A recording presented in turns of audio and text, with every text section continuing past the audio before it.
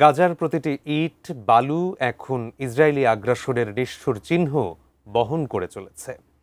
Israeli হামলায় অন্তত ৬০,০০০ মানুষের প্রাণহানির পর পশ্চিমা বিশ্ব এখন দ্বিরাষ্ট্রীয় সমাধানের কথা বলছে। তবে এই প্রস্তাবিত সমাধানকে পৈশাচিক ষড়যন্ত্র হিসেবে আখ্যা দিয়েছে ইরান। বিষয়টি নিয়ে বিস্তারিত শিহাব ইসলামের ডেস্ক রিপোর্টে।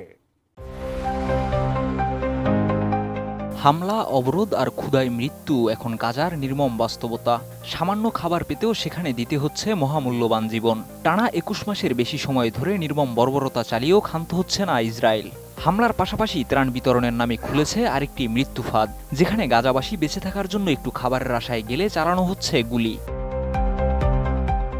২০২৩ সালের ৭ অক্টোবর থেকে ইসরায়েলি অভিযানে এখন পর্যন্ত ৬০,০০০-এর বেশি ফিলিস্তিনির প্রাণ কেড়ে নেওয়ার পর পশ্চিমা বিশ্ব এখন দ্বিরাষ্ট্রীয় সমাধানের কথা বলছে।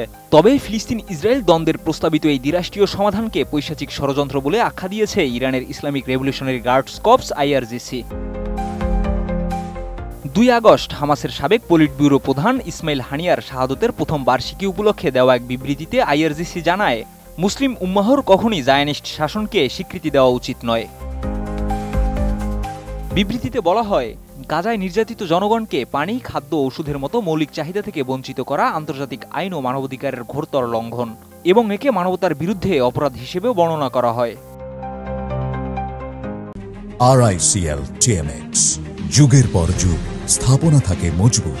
IRGC আরও অভিযোগ করেন, মানবাধিকারের স্বঘোষিত রক্ষক কিছু পশ্চিমা দেশ এই জঘন্য অপরাধের বিরুদ্ধে নীরব রয়েছে কিংবা পরোক্ষভাবে সমর্থন দিচ্ছে, যার ফলে জায়নিস্ট শাসনের বিরুদ্ধে বিশ্বজুড়ে ক্ষোভ এবং প্রতিবাদ জোরদার হয়েছে।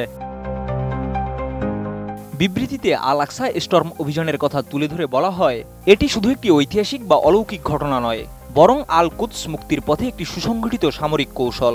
শহীদ ইসমাইল হানিয়া ও ইয়াহিয়া সিনিয়রের রক্ত এই প্রতিরোধ সংগ্রামের ভবিষ্যৎ দিক নির্দেশনা বলেও দাবি করে IRGC। গাজা ও ফিলিস্তিনের ভবিষ্যৎ নির্ধারণে আন্তর্জাতিক সমর্থনের বিপরীতে ইরান যে অবস্থান নিচ্ছে তা মধ্যপ্রাচ্যের ভূরাজনীতিতে নতুন মাত্রা যোগ করছে। বিশেষজ্ঞরা বলছেন, এর প্রভাব দীর্ঘমেয়াদে আরও বিস্তৃত হতে পারে। শিহাব ইসলাম, ATN নিউজ।